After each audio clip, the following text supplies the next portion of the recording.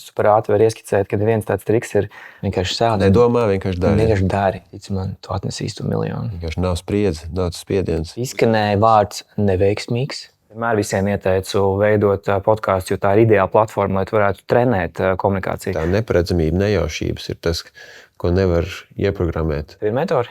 Un tā ir tā stāstniecības lielā vērtība. Mans uzdevums patiesībā ir runāt par to tēmu. Jā. Tas viens no tādiem argumentiem ir tad, kad mums būs brīvs laiks, tad mēs šim izklaides formātam pieķersimies. Tas ir kā uzņēmumi. Kā uzņēmumi par to izturās. Okay. Tad mans uzdevums pēc tam ir klāt, bet reku ir statistika, man ir klienti, kas dabūna savus klientus uzreiz pēc 7-10 raidījumiem. Un tad, tā. Tā kā es visu laiku argumentēju, pārliecinu. Jo tas, kas pasaulē pašlaik notiek, ir tā kā katrs vadītājs. Tā ir podkāsts. Tā ir podkāsts. Jā, vai ne? Bet tev sajūta ir, ka tie podkāsti, tas, ko mēs esam Latvijā pret pasaulē, cik mēs esam tā kā behind tajā vilnī, kad uzķer un sāk taisīt? Man liekas, ka 2 gadi. Bet arī ļoti dažādi tās izpratnes par podkāstiem. Viens ir tāds, kad es nopirkšu miķīšus, kaut vai tādus, kā mums tagad piekabinātie ir, un mēs runāsimies, kas pēcībā varbūt arī ļoti labi. Yeah. Un otrs ir, es nopirkšu podkāstu mikrofons. Pēc tam nākošais, kad tev atnāk podkāstu mikrofons, tu saproti, tur ir XLR vadi ir. Tad tu googlē, kas ir XLR vadi. Nopērc 1-metrīgu XLR vadu. Nepietiek. Pa īsu. Nopērc 3 pa īsu. Un tad baigais čakers. Bet tad, kad tu saki podkāstu, tu domā uzreiz arī video, vai tas sāk primāri tomēr ar vienu ir audio? Nē, teiksim tādiem wannabe podkāstiem, kuri grib tagad uzsākt, es 100 punktu iesaku tikai audio variants ar šādiem te maziem mikrofoniņiem. Montāža būs minimāla un viss būs ļoti vienkārši. Un tad to sarežģītības pakāpi audzē ik pa nākošam līmenim. Nākošais līmenis ir duets audio. Pēc tam ir video, varbūt video solo sākumā, un tad ir duets video. Okay. Jo tur, kur sākās video, ir vienkārši lieli faili. Tur sākās visādas montāžas, visādas aplikācijas, tā tehnika sarežģītā, kameras un tā. Tev liekas, ka audio only, viņš izdara to darbu un ir ok arī taisīt tikai audio? Ir Spotify klausītāji un ir YouTube klausītāji. Maniem novēriem Latvijā YouTube bija ļoti labi iet. Jā? Jā. Okay. Ja kas ir mums interesanti, mums Spotify ir vispopulārākais. Es, piemēram, personīgi podkāstu klausos tikai Apple podkāstus. Es gandrīz neko neklausos Spotify. Jā. Bet statistiski Latvijā mums ir Spotify ir ar kārtu populārāks. Nekā Apple. Jā. Un visi tie pārējie vispār tur nenozīmīgi kaut kur ļoti, ļoti maz. Jā, es vienkārši domāju, kādēļ Kā pēc tam var promotēt podkāstu, ja tev nav video? Jo tev liela daļa pēc tam tie mazie izgriezumi klipi, ko tu liec video formātā. Un ja tev ir tikai audio, kā tad tu viņu aiznes tālāk? Nomarketē. Vienalga viens variants ir neizvairīties no YouTube shortiem, bet tu uzliec kaut kādu animētu kaut ko, kas varētu tev atbalstīt to tavējo audio. Lai viņš vienkārši skan, uzliec kaut kādu mazu logocīti, ieslēdziet audio. Un tad cilvēki varētu potenciāli kaut kur sekot tālāk. Mēs iesākam uzreiz pēc tiem podkāstiem, kas ir pareizi, jo mums ir tagad sākās jauna sezona mūsu podkāstam. Jā. Šis būs pirmais podkāsts mūsu jaunajā sezonā, un mums ir arī video, kur Miks filmē, un es gribēju uztaisīt tādu eksperimentu mazliet, jo mums līdz šim bija tā, ka mēs vienmēr sēžam tur uz 2 krēsliem, un viss ir diezgan standarti. Tas man arī sākotnējā ideja bija tāda, ka vienkārši paņemam iPhone, uzliekam tādu statīvu, apsēžamies, nofilmējam un vienkārši sākt kaut ko. Protams, tas pirmais bija, kad skaņa bija ļoti slikta, un tur cilvēks saka, tēma forša, bet skaņa briesmīgi kaut ko dariet. Un tad mēs pamazām likām klāt, tagad mums, kur Miks palīdz, bet es jūtu kaut kas, ka mums jau ir, man liekas, 3. vai 4. gads, ka prasās kaut kā drusku sakartīt to visu. Un tad mēs tev satikāmies par citu tēmu, man liekas, decembrī vēl, ne? Tas bija janvāra sākumā.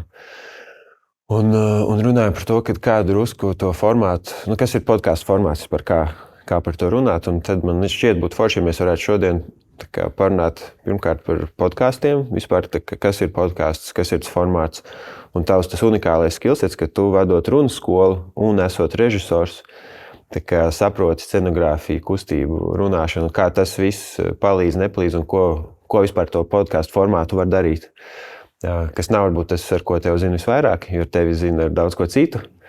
Bet, man liekas, tas būtu tāds 1/3 no tēmas, vienkārši eksperimentēt ar formātu. Tad arī mēs tagad vēl neesam apsēdušies visu kaut ko. Tas ir izcili priekš podcastu, tas ir ļoti, ļoti labi. Un pastīsimies, kāds iznāks, un varbūt tur kaut kāda meistarklāsa sanāk vienkārši no tā podcastu par podcastu. Tādēļ tu droši iejaucies un vadi vai diriģēt. Jā, tavu pieredze šeit ir lielāka. Man liekas, tas ir vispār interesanti, ka tu esi no režijas aizgājis uz runskolu. No runskolas jau tagad ir podcastu biznesa, kas it kā apvieno to runāšanu un kaut kādu scenogrāfiju, režiju, bet tādā biznesa vidē. Tas ir tā, ka, kaut kāda mizanscēna, kas notiek biznesā, nevis uz teātra skatos. Zinieš, tas Navals Ravakāns tāds. Viņam ir tas foršs tās teiciens, ka tev ir jāatrod tas savs autentiskais, unikālais mīkslis, kur tu vari būt pats labākais ar to, ko dari. Un tu tik ilgi viņu tā grozi, kamēr tas sakrīt un ir patiesība. Man liekas, tu ļoti labi atradzi to. Tev interesē biznesa, tev interesē režija, tev interesē tas radošais biznesa, runāšana. Un arī redz, ka podcasts ir kaut kāds negaidīts īstenībā, kur tas viss satiekās. Nezinu, vai tas tu apzināti atradi, vai tas vienkārši tā notika? Nē, es apzināti meklēju. Un tad, protams, kad vienas idejas bija, kas bija pilnīgi nesaistītas ar manu kaut kādu kompetenci un ekspertīzi, un tad es vienmēr domāju, man ir kaut kam jābūt, ar ko es varu turpināt esošās iestrādes. Un, starp citu, runskolā es vienmēr visiem ieteicu veidot podcastu, jo tā ir ideāla platforma, lai tu varētu trenēt komunikāciju. Lai tu iemācītos runāt, tu vienkārši jārunā. Un tā problēma nav iespējas. Un podcasts ir izcils tāds disciplinēšanas mehānisms, kā tu vari pats sevi ielikt rāmīšos un iet uz priekšu. Un tāpēc arī es gribēju taisīt podcastu platformu priekš saviem runskolas absolventiem, bet, kāpēc lai pārējie nepievienotos arī? Okay. Jā. Labi, tad es domāju, tas par podkāstiem būtu viens, ko mēs varētu parunāt. Jā. Otrs, kas man likās ļoti interesanti, ir tas tavs tāds duāls, divpusējs šķautnis, kad tu esi mācījies par biznesu. Jā. Konkordijā, Igaunijā, pareizi. Jā, taisnība. Un pēc tam tu sāk mācīties par režisoru. Jā. Un tu pastrādāji pēc izmācījies biznesu Konkordijas universitātē un strādāji diezgan lielā starptautiskā uzņēmumā, kas ir liela organizācija. Un tur ir kaut kas pretstats, ka tagad strādā diezgan solo režīmā, ka tev ir gan pieredze lielā uzņēmumā, korporācijā, gan strādāt individuāli, strādāt biznesa vidē, tad strādāt teātrī, uz skatos kā režisors, un abās jomās tas iegūst diezgan labs un ievērojams gan apbalvojums, gan biznesa panākumus. Un, man liekas, vienmēr interesanti ir tie kontrasti. Vispār kā arī dzīvē mēs ielpojam, izelpojam, tas arī kontrasts. Mēs strādājam, tad aizmiegam. Tad ziema, tad vasara, un tas viss kopā kaut kā rada kaut kādu dzirksteli, kas iedod to garšu. Un par to es, man liekas, gribu parunāt, kad izcidāt to visu. Viens pret daudziem, biznesa pret teātri. Un tad jau redzēsim, kurš mums aizved. Jā, ļaujamies. Jā. Kā tu dzers tēju vai kafiju? Tēju, laikam, šoreiz. Ko es izlasīju, ir tāds mārketinga vectēvs, tāds J. Abraham. Nezinu viņu? Es esmu dzirdējis. Un Andris Lanka viņu kaut kad ieteica. Viņš jau vīrs jau gados, bet viņam bija tāds teiciens, ka collaboration has an explosive upside. Kas man baigi ieķēries, kad ir cevišķi latviešiem, kam grūti sadarboties, kad 1+1 nav 2, bet 1+1 var būt 200. Un tad mēs sākām visādas sadarbības ar visādiem foršiem latviešu uzņēmējiem, un tagad vienu uztaisījām ar plūktu tējām un Rīgas šo brandu. Šis forši, jā. Plūkti ir taisnība, man liekas, superīgi visu, ko viņi dara, un Rīga atkal stāsta par Rīgu, un tad tu paņem līdzi šitādu, aizved kaut ko forši no Rīgas, un to es tev varētu uztaisīt. Super. Bet viņi ir iepakot vēl, jā? Vai ne? Viņi tur taisīt vaļā, tas ir vispār tāds interesants augsts, kas ir ugunspuķi fermentēti, kas ir tāds... Tad pamēģinām šitā. Kad tu lasi Gredzenu pavēlnieku, un tur ir visi tie elfi, kas dzīvo mežā, un tad latvieši to kaut kādu ugunspuķi fermentē, man liekas, tur kaut kas nav tālu no tā vispār. Plūks foršs nosaukums arī, man patīk. Bet viņi tie, kas iet ritīgi uz ārzemēm, vai ne? Viņi iet pamatā uz ārzemēm, un kas bija interesanti, viņi stāstīja, mums bija pēdējais podcasts ar viņu, un tieši nosaukums bija grūtākais. Pierast pie tā, ka tu vari latviešu valodas vārdu tā kā internacionalizēt, ka viņš skan starptautiski. Bet tas īstenībā mūsējais vārds. Un ir kaut kādās valodās vēl, kur plakt un plūkt ir kaut kā tā kā paņemt to ziediņu Bet štādi krūzīt. Miers derēs, jā. Miers būs ļoti labi, paldies. Tas jāliec iekšā. Nu tā, jā. Bet zini kā, tagad tu būsi izmēģinājis šodien tādu ceļošanas modeli podkastam, ka mēs tomēr kaut kādā mini tādā ekskursijā ejam. Tev būs āķis lūpā iespējams. Un tad nākošais tu gribēsi jau, kā sacīt, velkam jakas ejam ārā. Mikam šodien, jā.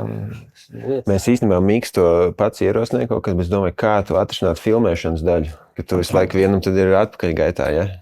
Jā, tur ir tā kā operatoram ir baigi grūti, jo jāsteigā ir atmuguriski, taču nevar visu laiku šitā skatīties. Tad vajag vienu sargu, kurš tev sargā, ja? Tas ir kā kino laukumā ir funkcija vienam cilvēkam, kas staigā aiz operatoru, aiz muguras un visu laiku tur viņu pie siksnas un visu laiku čeko, lai nebūtu, lai viss būtu tīrs aiz muguras. Okay. Jo tas operators, viņš neklausās nevienā, viņš vienkārši nesās, jo viņam kadra mednieks ir. Viņam jābūt labam kadram. Bet kā tev liekas no tavas režisora visas tās pieredzes, tad, kad tu esi ārā, kā tas izmaina, kad tu esi kustībā, kad tu runā kustībā, ka viens ir mēs sēžam statiski krēslos, otrs ir mēs tagad runājamies un kustamies, trešais tu vienkārši esi visu laiku, piemēram, mežā pārgājienā. Ko tas izdara ar spēju runāt, komunicēt? Tas, ka komunikācija pēc būtības ir psiholoģija, un psiholoģiju mēs ietekmējam ar kustībām vai ķermeni, tad tā atbilde uz tavu jautājumu ir tas, ja mēs kustamies, tad mēs jūtamies stabilāk. Mēs kaut kā līdzsvarojam to savu emocionālo pusi, un līdz ar to ir to komunikācijas pusi. Tā liekas, tev iešana, un tas viss prasa kaut papildus uzmanību, ne? Ka tu neesi kā sēdi, neko citu nedari, var tikai runāt, bet tas tā nav, tas pretēji sanāk. Tu vienkārši, tad, kad tu runā un esi tādā mērenā kustībā, kad tev ķermenis kaut kā kustās, tu vienmēr jutīsies labāk, stabilāk. Jā. Un milzīga problēma ir ar online prezentācijām, tur, kur mums ir statiskie kadri, mēs sēžam krēslā un vispār nekas nenotiek. Jā, un mēs arī automātiski ejam tajā super monotonajā stāvoklī. Un tas liels risks arī podkastiem, kur mēs aizsēžamies tajās studijās. Nu tā. Bet tā staigāšana ir forša, bet arī skatītājiem, ja, piemēram, tagad kur Miks filmē un mēs ejam pāru, skatītājiem visu laiku ir dinamika kaut kāda, visu laiku ir interesanti, visu laiku. Mēs jau arī tagad esam tādā nestandarta kaut kādā pozīcijā, skatītājiem ir skaidrs mūsu iemesls, kāpēc mēs esam virtuvē, jo mums ir plūktēja un mums ir, kā sacīt, mēs paņemsim krūzītes un kaut kur dosimies atkal. Līdz ar to mums ir, kā skatītājiem, ekspektācija, līdz ar to interese seko tālāk. Okay. Es domāju, vai to jūt arī, gan jau, kad jūt arī pēc audio formātā, pat ja tu to neredzi, to video, vai ne? Jā, bet redz kā, ja tagad ir, tu arī šo publicēs arī Spotify un Apple'ām. Un tur viņi neredzēs, ko mēs darām. Tieši tā, un tas nozīmē, ka ir, tev kā vadītājiem pirmkārt ir jāparūpējās par to, lai tu komentētu kaut ko. Lai saprotu, ko mēs darām. Tagad mēs esam virtuvē, taisam tēju, tad iesim atkal uz citu kādu telpu un tālāk. Jā, jo es paņēmu krūzīti, kurai uzraksts ir miers virsū, to viņi tā kā neredz, un jāpasaka ir. Un principā, visi tēji ir iemērcēti, un mēs varam doties. Es paņemu kafiju un ejam tālāk. Jā. Man liekas, kritīgi inšīgi ir, kad mēs vēl visu laiku esam ap to settingu, bet neejam vēl iekšā. Es parasti diezgan daudz improvizēju. Man ir tā, ka man ir vienmēr saraksts ar jautājumiem. Un esmu piefiksējis, ka es gandrīz nekad viņos neieskatos. Es viņus uzrakstu laikam priekš sevis drošībai. Un tad tā saruna aiziet, un es īstenībā nekad viņos gandrīz nekad neieskatos. Tā es vienkārši nočakoju, es neesmu kaut ko aizmirsis, jo tā saruna pati jau aizved. Bet noteikti nesagatavoties vispār nevar. Es pieņemu, ka var arī ļoti skaidri iet cauri jautājumiem. Kāda ir tā tava pieredze? Podkāstu scenārijs vienalga, tā ir sagatave. Ir kaut kādas lietas, kuras tu gribi tagad dabūt ārā no viesa, no manis, piemēram, šodien. Yeah. Un to jau arī smuki pirms tam man ir izstāstīja apmēram to plānu, kas tev arī personīgi interesē. Un tad ir nākošais jautājums. Ideālā variantā podkāsts ir 3 daļās sadalīts. Tādās 3 uzskatāmās daļās, ko skatītājs var saprast. Viena daļa, klasiskais variants, ir kaut kas, kas saistīts ar problēmu, drāmu, lieliem lēmumiem, ar kaut ko, kas, tā drāma vienmēr visus interesē. Nepavēlti mēs tagad atvērtu Delfi pirmo virsrakstu. Es tev garantēju, tur būs Zini kaut kas Es īstenībā dramatisks. skatījos šonadēļ, es domāju, kam lai es to pastāstu. Tagad man deva labi iespējas. 2 dienas nedēļā iegāju Delfos, un galvenajā ziņu portālā Latvijā bija tā, ka gaisa šodien iesos līdz +7 grādiem. Un man likās, mums tiešām nav nekas vispār ko pastāstīt, kad mēs runājam, galvenā ziņa ir tā, ka gaisa būs +7 grādus. Nu, okay, tas jau laikam labi, ka viss ir tik mierīgi, ka mēs varam runāt par temperatūru. Jā, man liekas, šodien būs apmācies un kaut kāds tur lietains. Un kaut kādā ziņā, jā, bet atveram tagad, paskatāmies, kas tagad ir. Man ir aizdomā, ka būs kaut kas dramatisks. Parāds līdz 5000 eiro, daļa iedzīvotāji no tā var atbrīvoties. Vārds parāds, dramatisks vārds, un jā, kaut kāds tur izcinājuma piedāvājums, mums ir rokas dzelži. Nu, vienmēr sakot, ir tā viņa maizīte. Un tas arī podkāstos arī jāņem vērā, kad ir, mums vajag kaut kādas šīs te. Zini, kas ir dramatisks nenozīmē asiņains. Dramatisks nozīmē lēmumu pieņemšanas mirkli. Tas patiesībā ir visforšākais, kas var būt. Bet, zini, kā ir sevišķi tagad ar visu mākslīgo intelektu, kurš tu viņam iedod kaut kādu uzdevumu, uzrakst man tur virsrakstu kaut kam vai tekstu, un viņš automātiski mēģina sevišķi angliski tādā amerikāniskā pārspīlētā, ļoti tādā, tas nav īsta drāma, bet tas ir tāda popkultūras drāma, kad viss ir amazing, un šis brīnišķīgais produkts, un šis satriecošais viesis, un tu jūti, ka tas tāds fakes.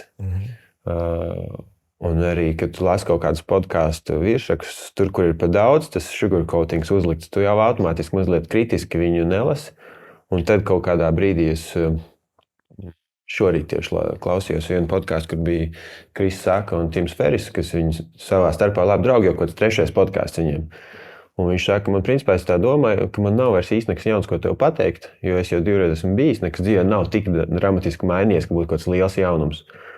Un tad es vienkārši runāšu brīvi, tā kā vienkārši esmu atbildīgs pret savu sievu, pret bērniem, pret tevi kā pret draugu, bet vispār tā kā, es tagad nemēģināšu kaut ko tur dramatiski uzlikt. Un īstenībā tā saruna bija interesantāka, jo viņš tā kā noņem atkal kaut kādu to savu, droši vien to aizsarkārtu vai kaut ko, ka man tagad jānoprezentē savu jaunā grāmata vai uzņēmums vai kaut kas. Jā, es to piekrītu. Jā, jo tas virtuves atzīves sarunas bieži vien ir ritīgi labs. Bet tā nesagatavotība strādās tad, ja ir labs castings. Ja viņš ir sagatavojies pirms tam daudzus gadus vienkārši. Tieši tā. Ja tie ir divi cilvēki, kas ir interesanti. Viņiem pirmkārt savā starpā ir interesanti My First Million podkāstā. Tie džeki vienkārši izbauda, ko viņi dara. Viņi izbauda tieši tā. Jo man arī, kādreiz tev ir tā pirmā saruna, kas man sākās, kad es piefiksēju, ka daudzi jautājumi pēc tam, kad izslēdz kameru, ir tie interesantākie. Un tu vajag, kas tas ir? Un tad es Mikam kaut kad teicu, vienkārši turpini. Nesaki, ka tu sāks filmēt, nesaki, ka tu beidz, jo īstenībā mēs gribam noķert to, ka cilvēks jūtās brīvāks. Un tas baigā psiholoģija. Tas ir noteikti teātrī aktieri to iemācās tā nedarīt? Vai tas ir tikai mums parastiem neskatūs cilvēkiem tas rāmīšs tāds? Nē, aktieriem tieši tas pats režīms ir. Viņiem ir skatūs režīms, un tad tu ļoti labi redzēt, ir neskatūs režīms ir tā klanīšanās daļa. Okay. Kad viņi tomēr ir uz skatuves, tā vairs nav spēle, tur viņi ir viņi paši. Un, parasti ir tā, ka viņi ir diezgan noguruši. Operā gan viņi izbauda tur kaut kādiem tādus klanīšanas metodus. Pirmo reizi mūžā redzēju, kad saliek kaut kā rokas šādi, kaut kā tās kājas vēl savēpjas, un tur kaut kā izvēršās tur pa grīdu. Viņi izbauda to klanīšanās procesu. Ko es gribēju teikt, ka viņi izslēdzās ārā tajā klanīšanās mirklī, un tur tu var redzēt tos īstos cilvēkus. Bet tas, kad cilvēkam ir tieksme iet tajā priekšnesuma formātā, tas ir ļoti, ļoti izplatīti, un mēs baidamies no tā. Kādēļ ir tā, ka pēc runāšanas, pat stundu norunājot, tu jūties tik pārgurst, kā būtu nosarējis 4 stundas mežā? Bet tu kā vadītājs? Vispār pēc prezidenta, tu uztais prezentācijas vai apmācības, vai kaut kur, man teica ir mācītājs. Un mēs kaut kad runājam, viņš teica, ka ir kaut kāds pētījumi, kad mācītāja profesija ir tā slodze, ko tu saņem, ir otrā, trešā lielākā vispār, jo tas tik ļoti sevi izliec ārā, tad publiskajā runā. Es piemēram, ka teātrī ir tas pats, ka tu izpumpēji, kā tas liekas, kas tad tur neko smagu fiziski nedara, bet tas pārgrums pēc tam ir milzīgs. Nu, man liekas, ka aktieri dara savu darbiņu, tāpēc, ka viņi iegūst enerģiju no zāles. Okay. Un tad tas arī ir viņa lielais atalgojums, kāpēc viņi strādā sestdienās, svētdienās līdz vēliem vakariem, un viņi neredz savus bērnus pa lielam. Es arī jūtu savās lekcijās, kad ir tādas, kurās es iegūstu enerģiju atpakaļ. Okay. Un ir tādas, kuras tā kā parazitē uz tavu rēķinu, un kur tu esi izsmelts. Vai tas ir atšķirības starp, vai tas ir ekrānā, kas ir Zoomā, ja, vai kur Google Meetā tāda lekcija, vai tev ir klātienē tā enerģija, tu jūti atšķirību? Kā lektors, vai tu saņem atpakaļ, vai tu vari saņemt arī atpakaļ enerģiju tur tikai Zoomā sēžot? Nē, es tieši saņemu atpakaļ klātienē. Jā.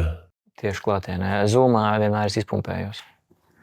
Es īsti grūti pateikt, kāpēc, bet teorētiski jā, kad tomēr tas ekrāns un tā starpība, tā distance ir pārāk liela. Un es jau nezinu, vai viņi nav ēpastos, kamēr viņi tur mēģina mācīties kaut ko. Tad varbūt tas fokus ir pilnīgi kaut kur citur. Jo mēs visticamāk un aktieri iegūst enerģiju tad, kad ir tev 100% nedalīta uzmanība. Un teātrī tu vienkārši... Viss ir tumšs, viss ir kluss. Viss ir tumšs un tas fokus ir nokoncentrēts tāds ļoti, ļoti tieši. Un tev jautājums par kadru. Mums ir melnbalts viss. Jā. Lai mums būtu drusku vieglāk, mums nav pēcapstrāde ar krāsu, un arī drusku tas ir tāds savs raksturs, kas mums sākās vispār, kad Instagramā tas bija iemesls, kādēļ mēs vispār piespiedām sevi katru dienu kaut ko likt, ka mēs teicām, mēs drīkstam likt melnbaltu. Tas nav jāuztraucās par krāsām, par visu, vienkārši tas ir tāds. Un tad es veido arī kaut raksturu, vispār ierobežojumi. Ja tu pats viņus sev uzliec, viņi ir laika veidot tev raksturu. Bet tas ietekmē kaut no režisora skatu punkta. Vai tu skaties melnbaltu attēlu, vai tu skaties krāsainu. Jo man ir bijuši cilvēks teikuši, ja jūs gribat izšauties tālāk, tad tur ar melnbaltu nevarēs. Es domāju. Nē, bet tev jau ir kaut kādi tie sarkanie akcenti, viņi ne kaut kur... Bet pirms šo sarkano paklāju, kas mums ir neredzēs. Jā, dāmas un kungi, šis ir sarkans paklājs. Bet siena, jā, šeit ir zila krāsa, bet, principā, viss ir pelēcīgi. Es teiktu tā, man pirmā asociācija bija, kad es redzēju melnbalto, man bija stilīgi. Tas, tie ir mākslinieki, kuri to taisa. Tā bija pirmā asociācija. Es neteiktu, ka tas tevi varētu bremzēt, jo galvenais kritērijs, lai ir interesanti. Lai saturs. Jā, tev ir jābūt tur 4 stundas bliest, tā kā acquired, paldies prieteikums, tur cits par acquired. Noklausījies kādu? Hermes noklausījos, tagad esmu Ikea pie beigām jau. Jā, tie džeki arī, man liekas, izbauda to, ko viņi dara, un viņiem ir tas, viņi ir iemācījušies vienkārši izbaudīt 4 stundas kopā, un par to kāds viņiem vēl ļoti labi samaksā. Jā, un viņi arī dabūna diezgan labus viesus. Man liekas, tur viens raidījums ir ar Starbucks to leģendāro vadītāju. Tas bija labs, man par Starbucks pilnībā izmainījās priekšstats pēc tās sarunas. Bet interesanti, ka viņi jau nav, es viņus tagad zinu gadu. Bet viņi jau to nedarīja gadu. Viņi to darīja daudz gadus līdz tu... Bet zini, ko mēs nebeidzam? Tu stāstīji podkāstā 3 etapus. Mēs apstājāmies pie tās drāmas. Es kaut kā aizvirzījos no tēmas. Jā. Atgriežamies pie tiem 3, ko tu teici. Kam vajadzētu būt tie 3? Tad ir drāma. Pēc drāmas ir... drāma nozīmē, tas saucamies knowledge gap. Mēs uztaisam tādu zināšanu plaisu skatītājiem, un mums vajag to plaisu pēc tam aizvērt ciet. Mums vajag kaut kādas atziņas, pieredzes stāstus un kaut kādu risinājumu bloku. Tā ir otrā daļa. Tā varētu būt otrā daļa. Tā provisoriski. Trešā daļa ir parasti ideālā variantā kaut kas interaktīvs, ko mēs varam darīt šeit pat studijā uz vietas. Piemēram, es tagad muldēšu, bet tu varētu man uztaisīt tādu mazu epizodīti, kā tu veido brendu, kādus jautājumus tu uzdod, lai mēs varētu izveidot brendu. Okay. Un tad mēs esam dzīvē ēterā, kā sacīt, tu man uzdod, es šeit uz vietas domāju, un tas skatītājiem varētu būt ļoti interesanti. Varbūt mums izdosies viņus visi 3 arī ielikt. Tas būtu super. Viens ir vispār atgriežos pašā sākumā ir ievads, ka tu kā iesākt podcastu. Viens ir, ka tu vari uztaisīt intro, ja mēs esam gadījumā ir 2 cilvēki. Viens ir, kas var pieņemt, ka cilvēki zina, kas ir viestures mēgšanas, un mēs vienkārši lecam iekšā tā, kā mēs sākām uzreiz par podkastiem, kas mums interesē, un neapgrūtinām sevi iepazīstināt, kas ir viestures mēgšanas. Un pieņems, ka cilvēki paši vai tu šaunautos izlasīs vai Wikipēdijā. Otrs ir, kad es jautāju tev, lai tu stāsti. Trešais, kad es pats izstāstu. Vai tev ir liekas, ir kāds labāks veids, vai visi strādā? vienlīdz. Tas jautājums viesim, lai viņš pastāsta par sevi. Piemēram, es varētu teikt, kur tu mācījies, ko tu strādāji, un otrs ir, kad es varētu izstāstīt, ka Viesturs Mēkšāns ir izmācījies Konkordijas universitātē biznesa vadību, strādājis PricewaterhouseCoopers lielā starptautiskā uzņēmumā, pēc tam vispār nomainīja visu un aizgāja studēt režiju. Kļuva par režisoru teātrī, saņēma nevis, un kā man liekas ļoti labi mūsu kopējais paziņa Andris Lanka teica, ka nevis tā bija tāda prozaiska atkāpe, kad izaudzēja matus un ieiet mežā un vienkārši kaut ko izpracē iekšēji un miež, bet tu ieguvi balvas un atzinību, un tas nebija vienkārši tāds izeksperimentēt ar sevi, bet tā bija nopietna tava karjeras daļa, un tad tu atgriezies atkal biznesā. Uztaisīja biznesu, bet pilnībā citādāku. Tu viņu uztaisīji solo, kas nav starptautisks liels uzņēmums, bet solo. Bet kaut kādā veidā atbalstoties no tavas pieredzes režijā droši vien par runas skolu, un tagad tev ir podcastu veidošanas biznesu. Tādi ļoti, it kā liekas pretēji lecieni, bet katrā tu esi dabūjis nozīmīgs panākumus, kā Andris pats minēja, ka runas skolā tu iegūsi to category king, kad domā par runas prasmēm un runāšanu, tad tas tavs vārds un tavs arī, man liekas, ļoti veiksmīgs. Tas runas skola ir tas uzreiz, man to vajag, es paņemu un iemācos. Un tad es to pastāstu par tevi, nevis es tev jautāju, lai tu to stāsti. Jā, ja tu man jautātu, lai es to pastāstu, tas bieži vien ir risks. Neviens cilvēks parasti negrib sevi tā kā super izornamentalizēt un parādīt sevi kaut kādā, it īpaši latvieši. Latvieši vispār neko nestāstīs. Un tad ir tas, ko tu tikko izdarīji, ir foršs variants. Tad tādā ziņā tu viesi vari pasniegt kā moderators jau tādā gaismā. Un nākošais ir trešais variants, ka tu to ieraksti atsevišķi par viesu šo tekstiņu skatoties kamerā, un tad būtu tāds variants. Vai arī vēl ceturtais variants, jūs Miku noķerat, kamēr viesis atbrauc ar mašīnu tajā aiz loga, mēs jau redzam, ka viņš kāpj ārā no mašīnas, un tu iekšā šajā Miķītī skatoties Mikam Klaure, kur atbrauc Viesturs Mēkšāns.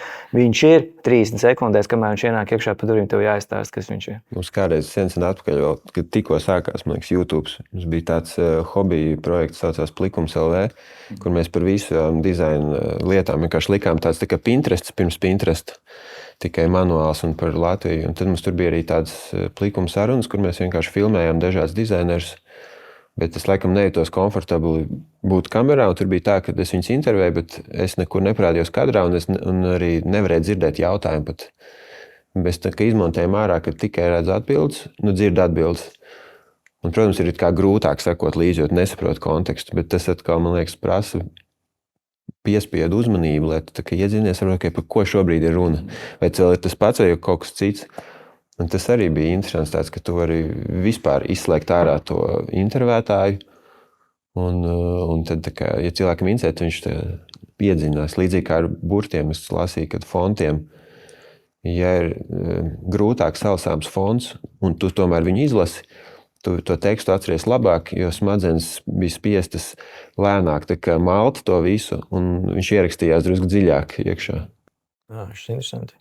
Tad apzinātā spīdzināšana. Jā, ja viņš tad nolēt, ka šis pa grūti, es vienkārši swipe left un viss. Bet ja tu paliec un tu izlasi līdz galam vai noskaties, tad tu esi dabūjis tādu dziļākas rievas iekšā tajā informācijā. Es esmu pieķēris sev pie tāda novērojuma, tad, kad ir kādreiz podkastos vai grāmatās ieliek iekšā tādu tekstiņu.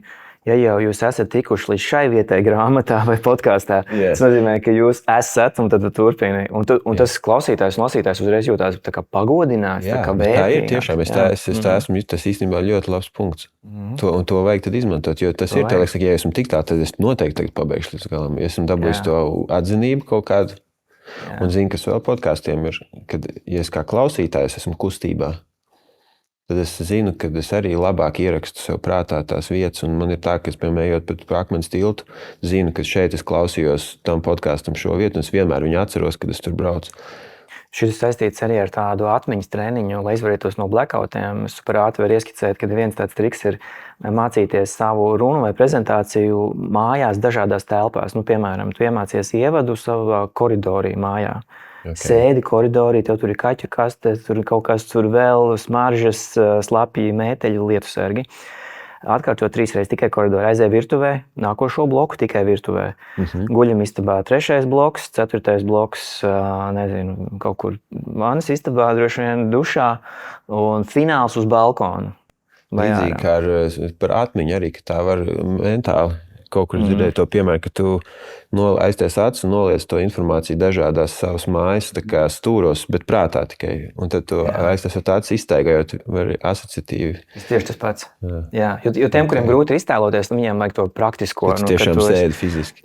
Kas ir ļoti svarīgi, ir smaržas un skaņas attiecīgajās telpās. Jo smarža un skaņa, viņi aiziet fizioloģiski daudz dziļākos līmeņos. Viņi kaut kā iedarbojas uz atmiņu vēl pamatīgāk. Smarža un skaņa. Jā, bet atmiņu čempionātos tie džeki dara precīzi to pašu. Viņi ir bijuši kaut kādos tur hoteļos vai lielās mājās ar dažādām istabām, un viņi taisa maršrutus, kur ir atver vaļā durvis, tur man stāv Greckis, kas pumpējās. Es ātri vienkārši kāpēc par to Grecki un to māju, jo tur vienkārši viens džeks stāstīja, kā viņš atcerās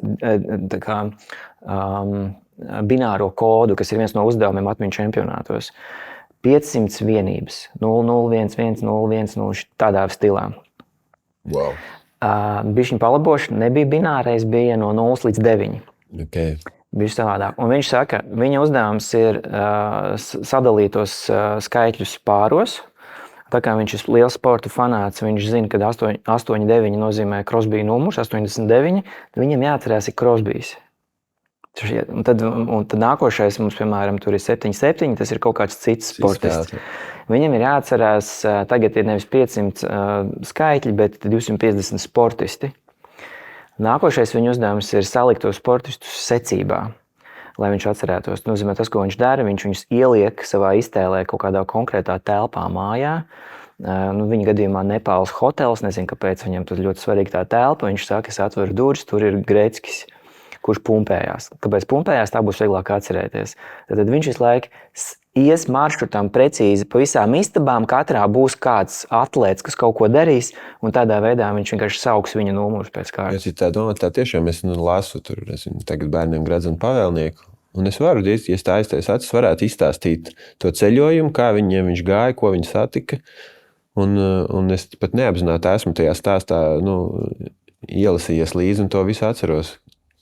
Un tas saucās storytellings, un tā starpības starp emocionālo uztveri un racionālo uztveri ir fundamentāli. Tad, kad mēs racionāli kaut ko runājam, tad mums strādā tikai tas frontal cortex, un ļoti maz smadzeņu daļas ir aktivizētas. Tad, kad mēs stāstam emocionālu tekstu, ja pieredzes stāstus, mums iedarbojās amigdala, mums iedarbojās atmiņu centri, un tā pieredze kļūst par mūsu pieredzi. Arī klausoties tikai stāstus. Okay, kā to var? Kas ir tas slēdzis, kas to ieslēdz vai izslēdz? Es gribu to panākt tagad. Es gribu izstāstīt stāstu, vai izstāstīt podkāstu, vai izstāstīt prezentāciju. Jā, kas ir tas triggers? Triggers ir tev ir jāizstāsta situācija. Tev jāizstāsta, kas notika. Un, lai tu sevi iestelētu tajā konkrētā situācijā, sāc ar laiku, vai arī precīzāk sakot, sāc ar tekstu. Bija tāds gadījums. Pirms 2 gadiem jūnijā Baložos pie Lombarda es satiku Ojāru. Ojārs tāds 45-gadīgs kungs ar jau pasirbu bārdu izstāst pēc 75-gadīgi. Viss, es jau tevi teleportēju kaut kādā mistiskā... un uzreiz tu kļūsti par liecinieku tajā situācijā, tu pēkšņi teleportējies uz Baložiem pirms 2 gadiem. Un tas ir tas, ar ko cilvēku uzbūve un mūsu uztveri ir tik fenomenāli fantastiski, ka mums nav pašiem jāpieredz arī dramatiskas un traģiskas situācijas, lai no tā mācītos. Mēs varam dzirdēt, un mēs tā kā būsim liecinieki un iegūsim tās pašas atziņas, neesot tur klāt. Un tā ir tā stāstniecības lielā vērtība. Bet stāstniecība, storytellings tagad ar visu mākslīgo intelektu, tas man šķiet kļūst tāds, viena no centrālām lietām, kas mums vēl palikusi. Es domāju, vai ir runas skola, bet runa jau un teātris, tas ir jau arī stāsts, vai ne, tā kā tu tagad saki. Kas ir tāds stāstniecības, storytelling, arī, 3-4 pilāri.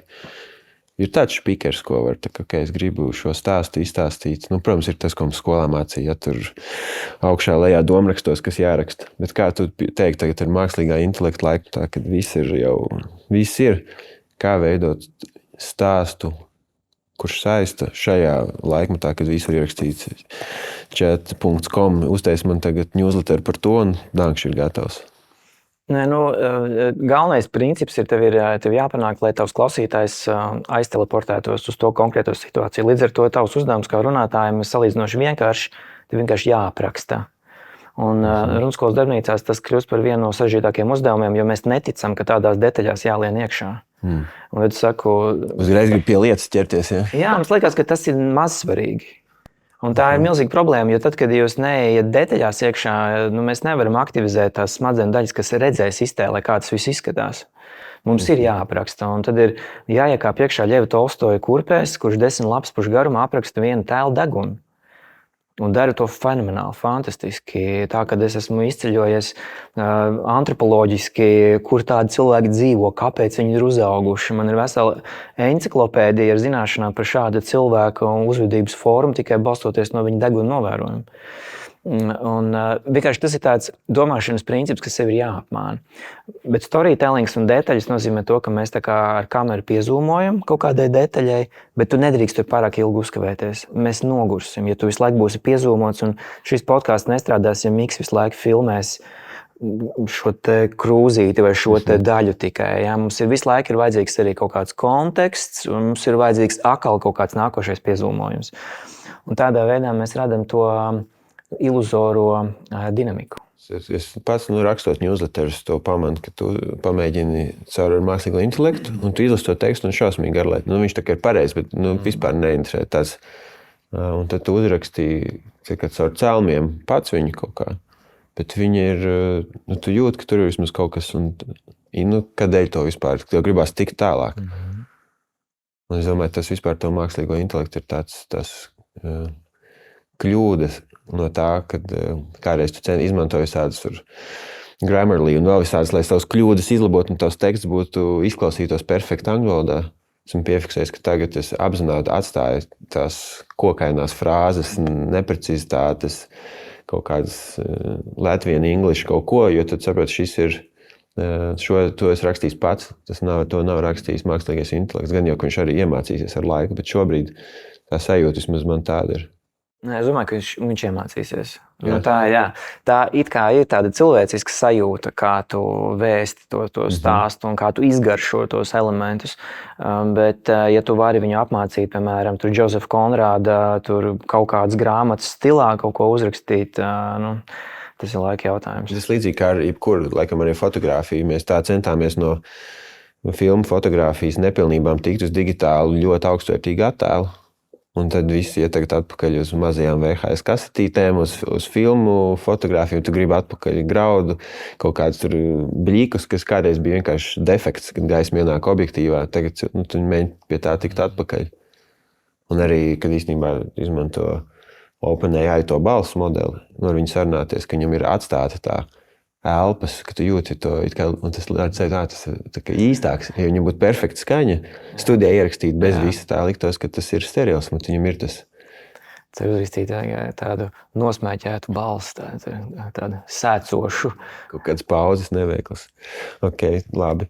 Tas ir par to, par runāšanu un vispār, bet es gribēju par to tavu biznesu ceļojumu parunāt. Pastāst, kādēļ tu aizbrauc mācīties biznesu un tad bet tad kļuvu par režisoru? Kāpēc par biznesu aizgāju? Tev interesē vienmēr abas šīs pasaules, vai kādēļ tu sāki ar vienu un tad aizgāji uz otru? Nē, zini kā, tur jau vienmēr skatās, ko tas tēvs dara, vai ne? Man tēvs vispār ir ķirurgs pēc profesijas, un tad viņš arī nometa nost medicīnu un aizgāja arī biznesā, bet farmakoloģiju viņam ir kā pārdeva zāles. Un tad, kad man bija jāizvēlās, kurā skolā iet, kurā universitātē iet, tad man bija uzņēmējdarbība. Tā kā tas virziens. Tas bija virziens, ko tu vēlējies vai ko tev... Ko es arī pats tā kā vēlējos, okay. Jā. Bija viens tās lēma pieņemšanas mirklis, vai iet uz medicīnu vai nē, bet es ļoti racionāli...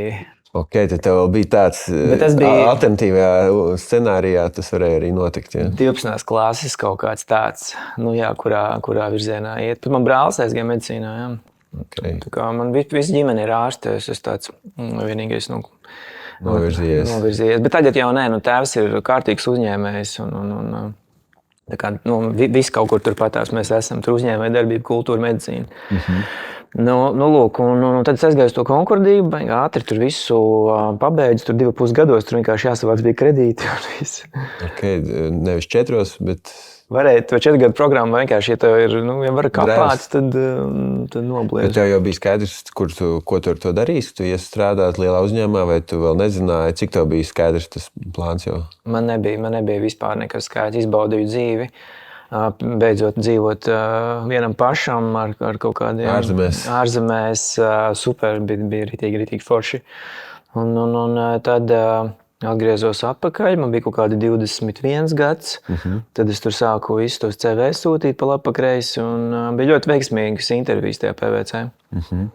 Kas tev pastāst par to posmu, kas tev bija jādara un kā bija strādāt lielā korporācijā? Vispār ļoti draudzīgi tie PVC.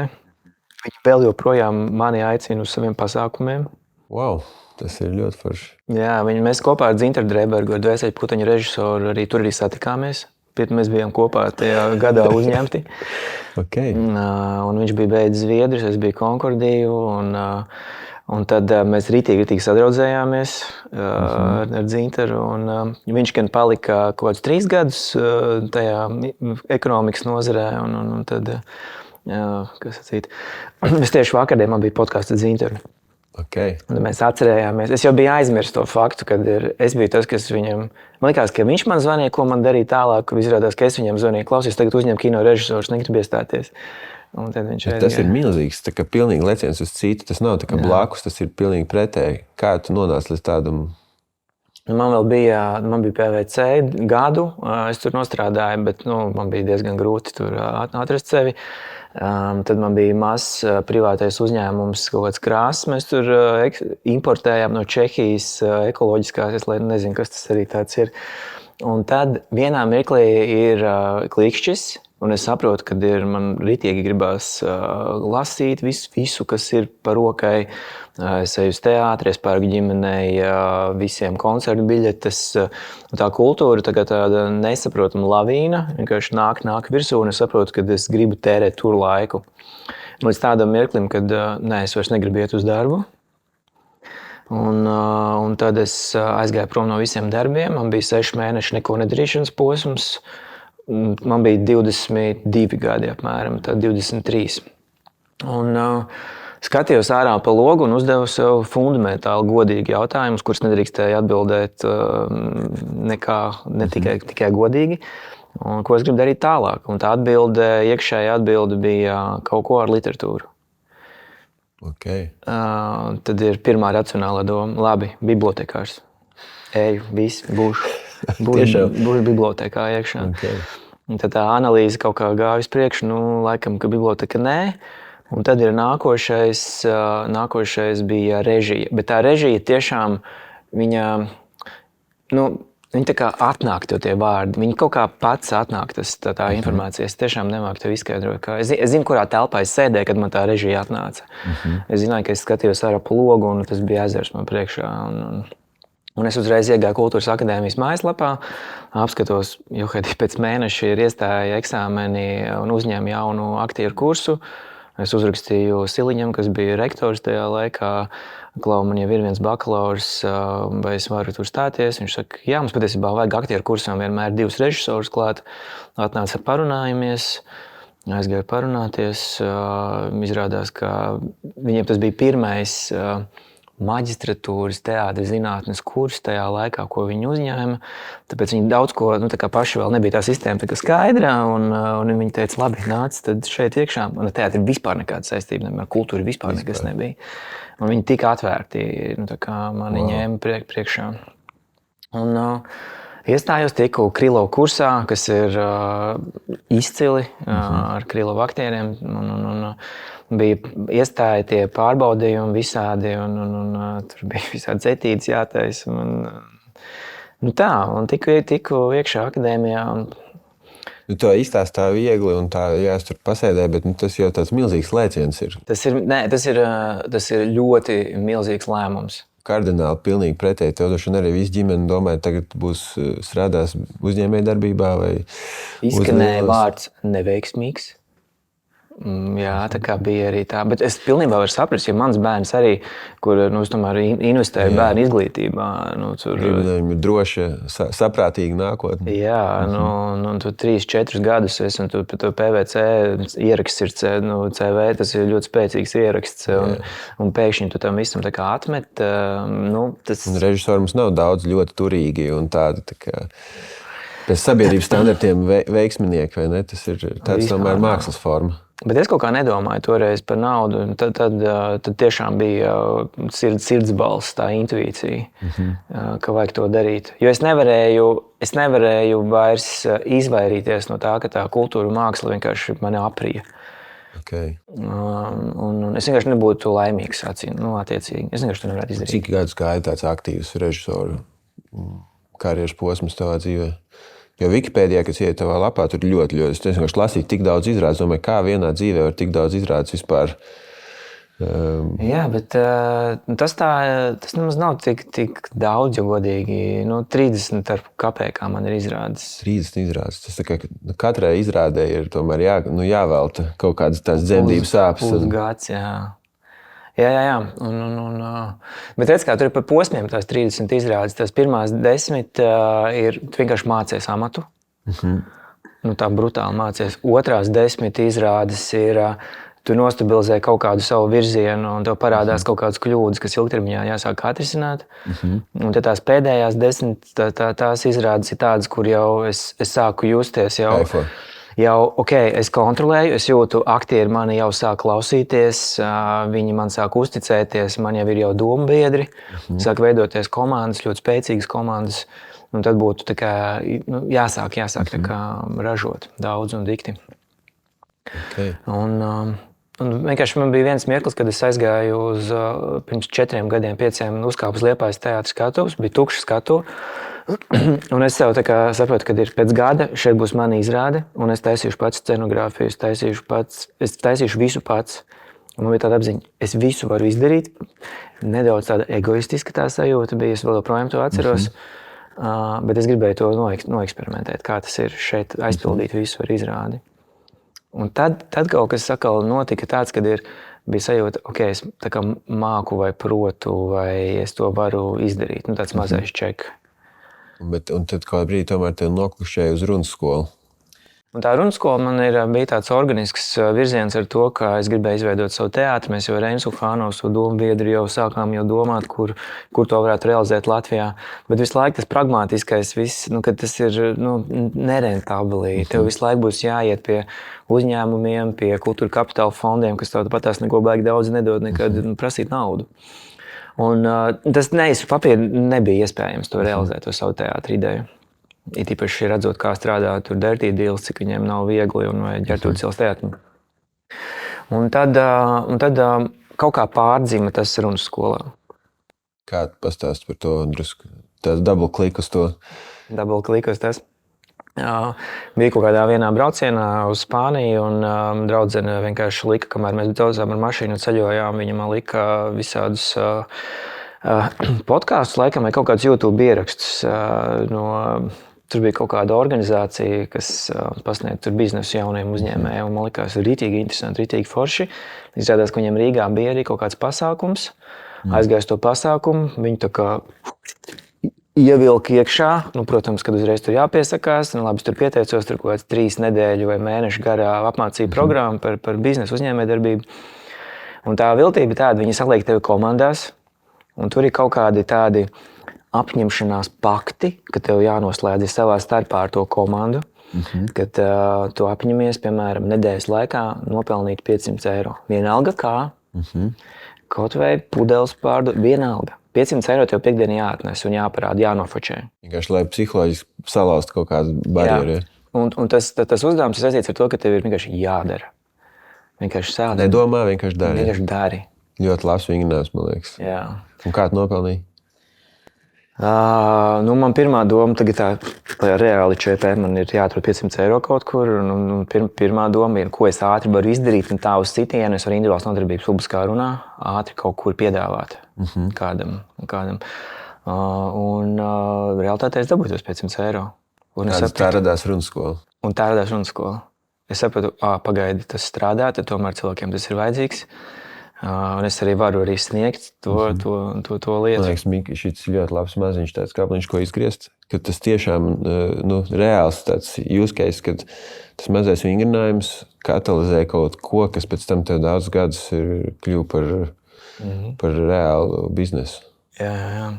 Un arī es vēl turpmāk arī kaut kad dzirdēju no citiem visādiem mentoriem, uzņēmējiem, kur teica, ja tevi pieliks pie sienas un tev pieliks pistoli pie galvas, un tev teiks, tev ir 6 mēneši, lai atnestu pēc 6 mēnešiem 1 miljonu. Tici man, tu atnesīsi to 1 miljonu. Vienkārši nav spriedzi, nav tas spiediens. Tev vienkārši ir jāatnes tas 1 miljons ir, un tu sāksi to darīt. Bet vai ir, tev liekas, veidi, kā tu vari pa īstam radīt tādu spriedzi, tad, kad tev nav izdzīvošanas jautājums, bet vienkārši, kā tādus paktus panākt ikdienā, ka tu vienkārši skrien, dari un to izrāvienu panākt? Mēs esam tādā komforta stāvoklī, vajag tos savu badiju, ar kuru tu noslēdz vienošanos, un tu zini, ka tu nedrīkst viņu uzmest.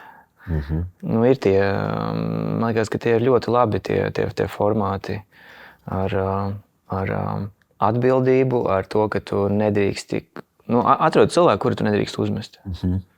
Apsoli viņam. Vienkārši sociālais kontrakts.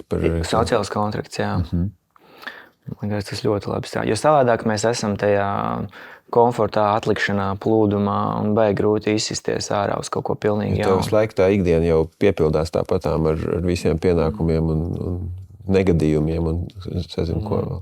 Jā, jo tev vajag tos ieradumus izmainīt. Tas ieradums, lai viņi izsistu, vajag spēku. Okay, bet atgriežamies, tu uzsāk runas skolu nopelnīt pirmos 500 eiro kā vienkārši eksperimentu un tā kā uzdevumu kaut kur. Un kā tas kļuva par tavu uzņēmumu?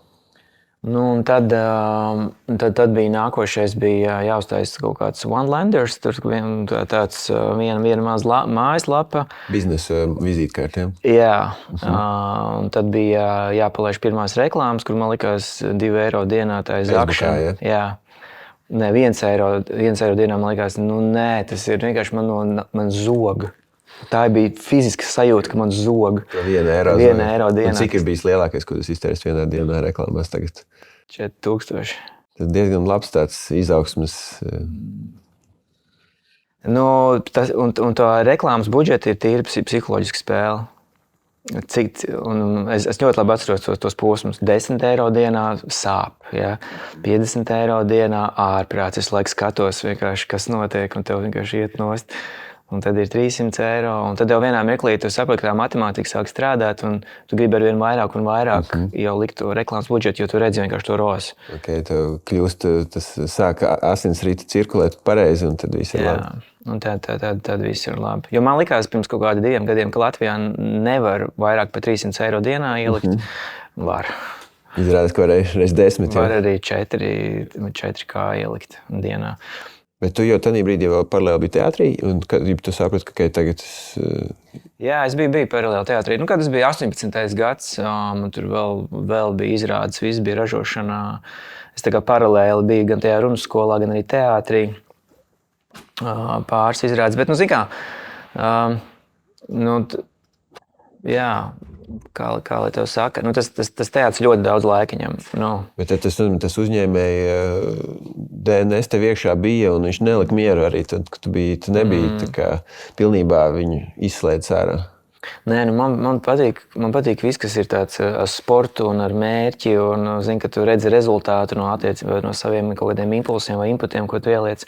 Un tur bija tieši tas redzams. Teātrī nav tādu likumsakarību, ka tu investē 3 gadus vienas izrādes veidošanā, ka tā būs veiksme. Pārāk daudz visādu fleksiblo apstākļu. Biznesā tomēr tu tā kā notestē un sajūti, un kur ir tas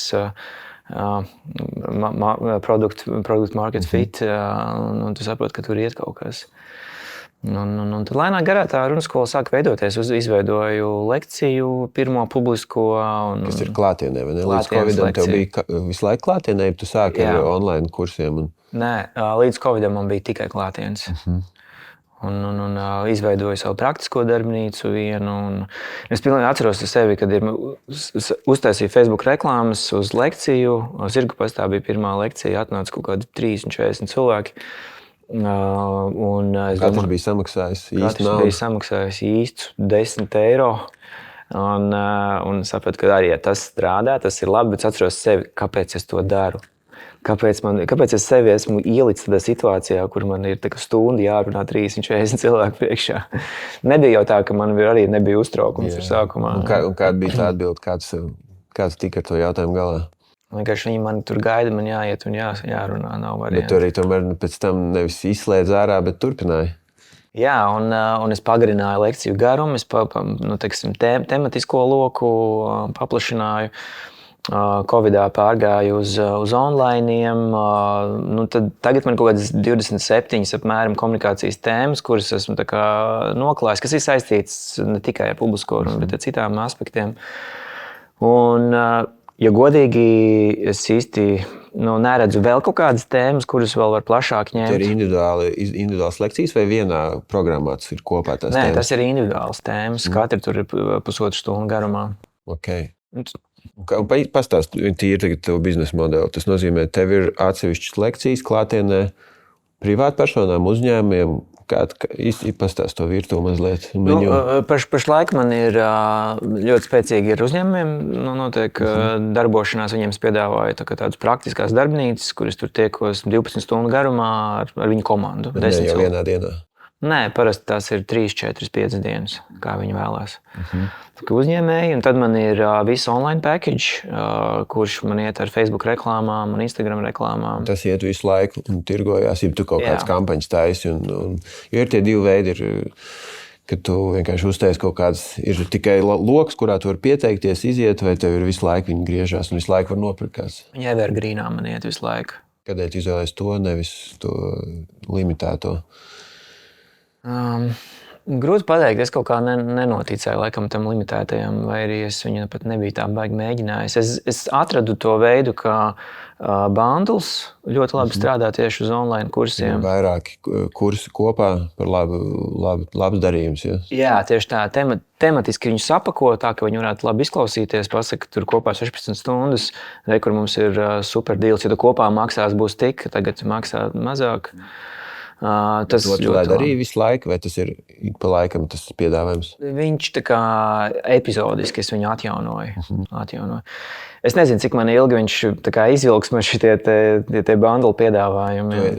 Hormozī tajā savā grāmatā viņš runā par to, ka tev tie bundle, un tad tu viņus ik pēc sezonām maini viņam to ietinamo papīru un saglabā to pašu produktu. Tu esi to mēģinājis? Kad tu saki, tagad ir pavasara bundles, tad ir rudens bundles, tad gada noslēguma bundles. Tieši tādā veidā, nē, bet man ir, piemēram, pārliecināšanas bundles, kas tagad iet, un tad man būs satura veidošanas bundles, kas ies pēc tam. Un tad man citādāks komponents iekšā ir. Jā, citas lekcijas. Un tad man būs jauns bundles, kas būs biznesa bundles, kas būs kā taisīt Facebook reklāmas, e-pastus, kā rakstīt. Kā joprojām ar runāšanu, bet ne tieši uzstāšanās mākslu, ja? Jā, jo redz, kā šoreiz ļoti daudziem cilvēkiem asociējos ar Facebook reklāmām, un man liekas, ka arī es varu parādīt aizkulisses, kā es to daru. Un es tiešām analizēju visu Black Friday kampaņu katru dienu. Es tagad esmu nofilmējis, kā es eju iekšā, ko es tur daru. Šogad, kas bija pagājušajā gadā? Tas tikko bija, novembrī, jā. Un parāda rezultātus, domāšanas veidu, nesteigšanos, cik pacietīgam jābūt un tā tālāk. Un tad ir otrs būs e-pastu bundles, kas ir, es vienkārši analizēju visu runas skolas e-pastus, gan pēc nosaukumiem, click-through reitiem un tam līdzīgi. Un tos tev ir newsletters vai tu vienkārši sūcējumi bijušiem klientiem? Man ir newsletter tips, kurā ir gan bijušie klienti, pārsvarā tie bijušie klienti. Un tagad freebies visi varianti, ap citu arī pēc tavu podcastu noklausīšanās ar e-pastu Džeku, es viņam pilnībā pievienojos, ka freebies galīgi garām. Yeah. Jo nestrādā vairs, ja? Vienkārši tieši tā, kā viņš arī teica, cilvēki vienkārši viņus var arī pat nelasīt, un vienkārši tie nav nopietni arī klienti. Kas tev strādā e-pastos? Ko tu esi iemācījies?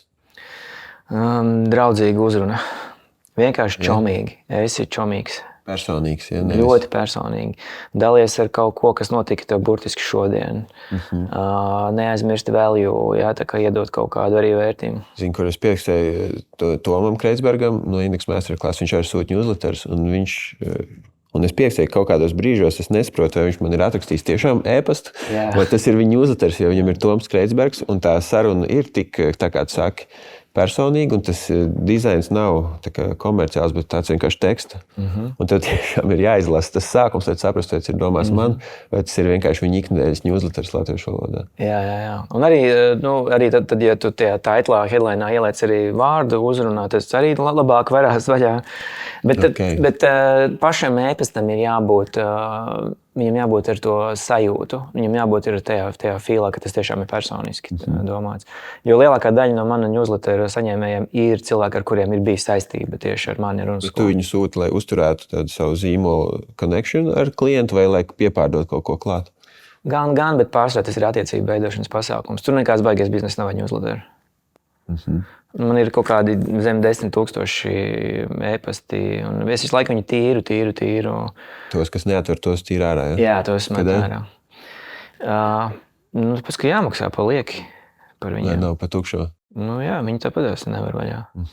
Ja tur mēnesi vai 2 mēnesi nav atvērts, nav beigā iespēja, ka turpmāk vērsi. Vērs vaļā.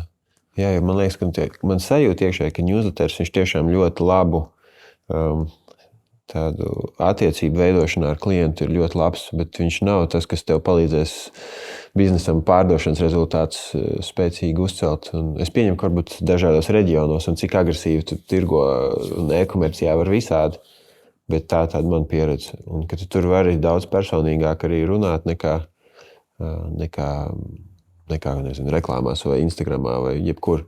Un arī visu tagad, kad ir Substack, tas vēl atsevišķi tā, newsletteri, kas nav uzņēmuma, bet kas ir tā kā no cilvēku uz cilvēku. Tas ir kaut kāds... Tu izstāstīji par to Substacku? Piemēram, man liekas, labs piemērs ir Jānis Šipkēvits, no mūziķis. Viņš sāka viņam ir tas vēstules LV, tagad, man liekas, pat domēns nopirkts. Un viņš vienkārši sāka sūtīt vēstules saviem klausītājiem reizi nedēļā. Man liekas, viņš gadu sūtīja tiešām katru nedēļu, tagad varbūt drusku rētāk.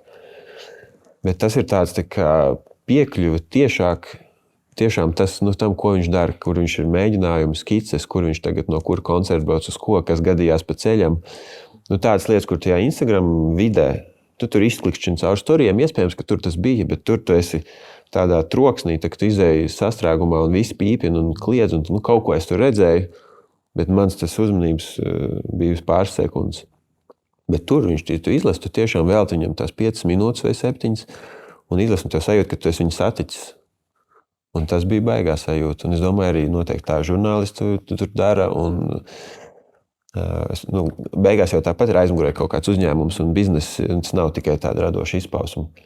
Bet tur ir vēl izteiktāk tā sajūta, kad esmu saņēmis no viestura ziņu. Un es to arī sagaidu. Tā ekspektācija ir cita, ar kādu es to e-pastu gaidu laikam. Štai pa pusē blogs, pa pusē newsletters. Jo es par to Substack dzirdēju Marka Andrīzena un Leks Friedmana sarunā. Andrīzens, protams, investējas Substackā, bet viņš viņu vairāk pieminēja kā freedom of speech, kaut kādu superlielu revolucionāru virzienu. Kas Amerikā viņiem bija ļoti svarīgs līdz šim brīdim, tur kaut kāds savs mēdījis vispār. Bet no tā, kā tev palika pēcgarša par to? Es tā kā iegāju iekšā tajā frontpēģā, bet es īsti nespētu viņu līdz galam, cik mēģinu tā. Tāpēc es tev uzdodu jautājumu, kas tas ir, jo tā sajūta man bija, kas ir blogs kaut kādā nedaudz savādākā formātā. Jā, man liekas, viņš ir tā kā blogs, kas ir, bet tas outputs viņam ir newsletters. Tu vari iet viņu lasīt kā blogu, bet principā es viņu kā newsletteru uztveru. Un tas, laikam, kā tu viņu pārmodificē. Un beigās jau tas tāpat ir stāsts tekstu formātā ar bildītēm, un vai tas tev ir... kurā vidē tu sevi ieliec ar to, vai tas ir tavs Instagram posts, vai tas ir LinkedIn posts, vai tas ir e-pastā vai blogā vai vēl kaut kur. Kā tu to stāstu noformē, es domāju, kur tas cilvēks viņu, kādā situācijā viņu saņem, ietekmē to, cik viņš tam pievēršās un kādu vērtību viņam tas iedod. Tur bija vēl viena maza detaļa par e-pastiem. Ja mēs esam par e-pastiem, tagad sākam runāt, ka tagad tiek būvēta viena kompānija, kas ir speciāli e-pastu AI platforma būs. Gmails pašlaik nevar, vai kaut kāda ierobežojuma pēc viņi nevar realizēt to, kad uz taviem e-pastiem inboxā AI nevar vēl atbildēt. Bet tiek būvēta pašlaik ļoti spēcīga platforma, kas principā atbildēs uz visiem tiem e-pastiem. Nu jā, tad kam radīsies vērtība, ja tas tiks automatizēts? Tad kas būs tā vērtība? Nu, tad kaut kas laika mainīsies. Nu, fotografija, es jau pieminēju, bet arī bija maza daļa cilvēkiem, kas fotografēja, kam bija dārgas kameras, spoguļkameras, kas bija fotografi. Tagad mēs katrs uzņemam pāris bildes dienā. Fotogrāfijas vērtība ir pavisam mainīsies. Vairs nevis tas, ka tev ir fotoaparāts, var nofotografēt, bet tavs stils, tematika mainās. Citas lietas sāk novērtēt. Kas izmainīsies tagad, tas būs vispār grūti aptvert. Jā, kā tavs biznes mainīsies tagad ar visu šo te? Pirmkārt, man liekas, ir tas, ka ļoti jābūt pazemīgam, izsakot jau kādas prognozes, jo pirms viss šis sākās, tā prognoze bija tāda, ka mākslīgais intelekts aizvietos visu, un tad radošie paliks pēdējie. Tas tā kā last frontier, tos jau neaizstās, bet beigās bija tā, ka tas ir pirmais. Sākās tieši ar ilustratoriem un tekstu redaktoriem, visām radošajām lietām. Tā kā tas man parādīja to, ka ja visi gudrākie cilvēki aizšāva pilnīgi garām, tad mēs vienkārši nemākam vēl tādas lietas to prognozēt. Un vienkārši ļoti taktiski, nevis ilgtermiņā, to nevar pateikt. Īstermiņā tas ir vienkārši ļoti paaugstina efektivitāti, un tu vari vairāk izdarīt solo, vai mazā komandā, kas noved mums pie tās tēmas par strādāšanu lielā uzņēmumā vai mazā, vai teātrī, vai tagad tu strādā solo, kad tu vari daudzas lietas, vienkārši, ja tev ir vēlme, interesi, tu vari visu savākt, akumulēt tos instrumentus un uzbūvēt. Tā kā tu savu māju vari uzbūvēt, izremontēt, tu nevari, tur debeskrāpi, varbūt nevar vēl. Es varbūt, ka varēs. Bet, ja tev ir ideja, ko tu gribi pateikt par struktūru, tu vari dabūt tekstu, zini, kā tu gribi to novizualizēt, un tev ir gauma, tu saproti, vai tu gribi fotografiju vai ilustrāciju, un tad kādā stilā, un ko tu parādīt, to visu vari sākt. Un, ja tev ir zināšanas par komunikāciju, mārketingu, runāšanu, saproti, kur man tas ir jāpasaka, vai newsletterā, vai LinkedInā, vai Instagramā, tad to arī var izdarīt. Tur vairs nevajag 3 komandas, kas to dara, un turp un atpakaļ 3 dienas to var izdarīt tad ļoti ātri. Bet es gribēju to nepalaist vaļā tev par to pieredzi starp lielu uzņēmumu un viens. Un to solo. Jā, tā kā, ko tu esi iemācījies dzīvē, ko tu esi sapratis, izejot cauri abām šīm skolām? Nē, zini kā, man tā solo pieredze ir vairāk nekā 20 gadus, un tā lielā uzņēmuma pieredze ir 1 gadu. Tur ir bišķiņa disproporcija tajās pieredzēs, bet ņemot vērā to, ka arī teātrī nāk strādāt ļoti lielos kolektīvos, ir īpaši operā, ar milzīgiem koriem un visu kaut ko. Es, protams, ļoti labi apzinos, ka tā man lielākā problēma ir tieši tas solo. Tas mindsets, kur es tagad mēģinu arī mainīt un deliģēt. Tev patīk strādāt individuāli? Man patīk, laikam, izprast to procesu, kurus pēc tam var deliģēt. Lai es vismaz terminoloģijā kaut ko saprotu. Bet es tagad Facebookā biju diezgan dziļi iekāpis. Principā es saprotu apmēram to tēmu. Tā laikam ir man tāda problēma, kad man gribās pašam. Es nezinu, vai tā ir problēma. Bija ļoti foršs podcasts ar Airbnb vadītāju. Un viņš stāstīja, kā viņš ir atgriezies, kā viņam viss mācīja, ka tev vajag deleģēt, nevajag nekādu micromanagementu, vajag vienkārši vadīt lielu uzņēmumu. Un viņš saprot, ka viņš iebrauc tādās auzās un atgriezās pie tā, ka tu ļoti konkrēti līdz detaļai izrunā ar cilvēku, un tikai tad viņš var aiziet un izdarīt, kā tu gribi. Un ka tieši tas nav micromanagements, kas ir bezjēdzīgs un tērē abiem laiku, bet tev ir līdz galam jāsaprot un jānodod. Es gribu, lai tā detaļa ir tieši tā. Lai to izdarīt, tev ir jāzina, ko tu īstenībā gribi un ko var, ko nevar. Taisnība, jā. Droši vien tu nevari uzreiz no skolas iznākt pilnīgi un uzreiz... Tad despotiski vienkārši purināt, jā. Izstāstīt detaļās, tev jāaiziet kaut kādam tam posmam cauri. Tas klasiskais variants, kā uzsākt savu biznesu, ko iesaka, ir 1 gadu vai 2 gadus pastrādāt citā uzņēmumā, izpēt procesus, un tad tu vari iet jau tālāk darboties. Vai arī mentoru variants. Tev ir mentori?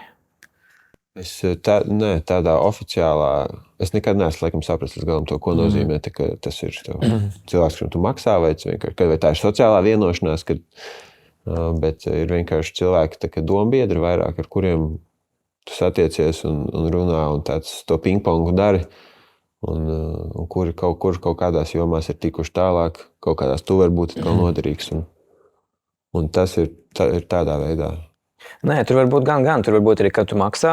Ja, piemēram, Aleks Hormozijas stundu maksā, 20,000 vai 30,000, un tad tajā stundā tu vari iegūt maksimāli daudz info. Tam Kordonam arī tas pats. Tu vari dabūt tomēr nopirkt, ja? Tu vari tagad nopirkt no Kordonas 1 stundu. Vai no Tony Robbins stundu arī. Jā. Okay. Bet tad tev jābūt super labiem jautājumiem, tas cilvēks tev ātri ievirzīs. Bet, protams, ir arī tādi draudzīgie mentori, kur tev varbūt nav jāmaksā vai kaut kas. Tu vienkārši saki, es tev palīdzēšu vai izdarīšu visu, ko tu vēlies. Tev ir bijuši tādi, ka tu sarunā, vienalga, vai tas ir maksas vai bezmaksas vai draugi vai formāli, neformāli, ka tev ir kāds pasaka kaut kādu padomu, un tu viņu izprocesēji, izdara, un tiešām ir rezultāts. Tu vari atsaukt atmiņā tādas situācijas? Man ir mentors, jā, un arī viņš bija tas, kurš ritīgi aktīvi ieteica e-pastu attīstīt to newsletteru pirms 2 gadiem. Un viņš saka, pa cenām ļoti iesaka, ko darīt, ko nedarīt, par programmām, kas man arī ļoti palīdzējas. Celt cenas vai laist lejā? Uzmini. Celt, protams. Un korporatīviem klientiem. Cik ir korporatīvā klienta cena pret privātu personu? Kāds tam gapam būtu jābūt tavuprāt? Man korporatīvi pa 12 stundām ir apmēram tirgu pašlaik kaut kādi 4 līdz 5 tūkstoši. Tas ir tāda cena, kas pašlaik Latvijā figurē. Individuāli tas ir stundu darbs, tas ir mans produkts, ko es labāk negribu darīt. Visiem saku, ka ne publisko runu nevar iemācīties individuāli strādāt, vajag publiku. Tāpēc labāk, lai nāk uz grupām. Okay. Tā kā, mans modelis ir tie korporatīvie, bet, zin kā, tā runas skola, viņa ir tagad tādā līmenī, kad mani uzņēmumi paši atrod. Man nav super tur jāreklamē kaut kas, tāpēc arī es esmu uz tiem podkāstiem vairāk nofokusējies, jo viņš ir tādā smukā, labā plato virzienā. Klientu daudzums gadu laikā nepalielinās no gadu uz gadu. Vienīgais es varu tur spēlēties ar cenām un kaut kādu piedāvājumu vēl. Bet tad nekāda aktīva tāda outreach netaisi uz uzņēmumiem? Runas skolā faktiski nē. Newsletters un Facebook reklāmas uz akcijām, kas ir vienīgais outreach. Un Facebook nevis LinkedInā, bet tieši metā, ja? Jā, kāpēc ne LinkedInā? Labs jautājums, varbūt vienkārši nav pagaidām tā kapacitāte vai tas cilvēks, kas to varētu darīt. Okay. Jā. Lūk, un tas podkāsts, kā tu teici, ir smuki puzli salikās kopā, kad visi 3 elementi bija loģiski, tirgus augoši, kas man bija ļoti svarīgi. Tas ir bizness, runas prasme, plus scenārijs un kino un režija. Jā. Sanāk kopā podkāstā, kuru tu piedāvā uzņēmumiem, priekš viņiem noproducēt, izdomāt visu. Jā, izdomāt konceptu, ieklausīties, ko viņi grib sasniegt, piedāvāt dažādas risinājumus, lai tas būtu ļoti interesants, autentisks podkāsts. No A līdz Z mēs viņu nofilmējam, mēs samontējam, mēs publicējam. Es uzreiz iesaku taisīt angļu valodā. Tas angļu podkāstu tirgus ļoti aktīvi aug un attīstās tur tajā vilcienā. Tu iesaki taisīt angliski? Jā. Ja mēs sākumā taisījām latviski un likām angļu valodā subtitrus, tas bija šausmīgs čakars, un vēl šim brīdim neesam atraduši ar AI, kā to izdarīt ātri. Un es kaut kā... es nezinu, vai mums runājot angliski, tā saruna būtu tik brīva, kā būtu tagad. Varbūt, ka būtu, varbūt nebūtu. Es visu laiku šo... Katru reizi tā Kā to darīt? Varbūt, kad laika varēs viņš automātiski pārtulkot YouTube, uploado, viņš vienkārši runā angliski, es nezinu. Bet tur vienīgais risks, ja tev ir viens kanāls un tu esi latviešu un angļu valodā tur miksē, tad tev algoritms vienkārši nesapratīs, kam tevi rādīt. Man liekas, tas vienīgais risks. Bet savādāk jau tur viss kārtībā. Jo latviešu auditorija tu tiešām strādā, tad latviešu podkāsti arī aug, arī attīstās. Jā, bet mēs cik esam latviešu runājoši, latviski runājoši cilvēki pasaulē, cik mēs esam tur 1,5 miljonus, tik mēs esam un vairāk viņi nav. Jā, un tad tu piedāvā nofilmēt visu sezonu uzņēmumiem, un tādā veidā kas ir tas, kādēļ vajadzētu to darīt uzņēmumiem? Tāpēc, ka tas ir cilvēcisks, foršs veids, kā tu vari izstāstīt par sevi, par savu uzņēmējdarbību, garais formāts.